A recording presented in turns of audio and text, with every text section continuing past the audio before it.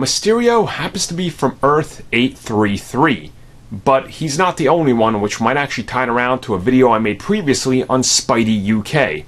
Let's talk about why this is really interesting. So within the confines of the Marvel multiverse, Earth 833 is the residential home of Spidey UK. A lot of people will most likely recognize this character from the Spider-Verse comic crossover, and of course I think people will recognize the costume from Insomniac's Marvel Spider-Man game. Makes a lot of sense. I think that's where the character got a lot of exposure.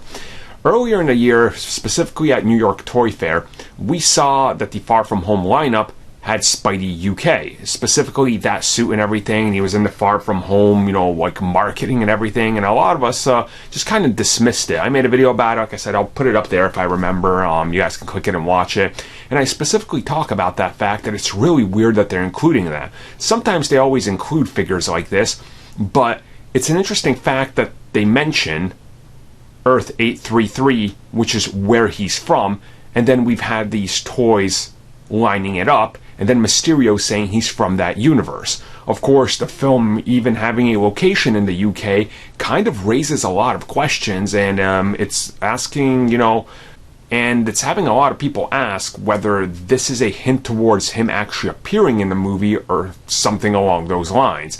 And honestly, maybe this is, maybe this is their way to kind of introduce that character. Maybe multiverses show us what's possible in the multiverse. Maybe there will be something with that character here. Or maybe it's just toys. Maybe Peter will have a UK suit. Who really knows what they're going to do with this? But it's an interesting idea.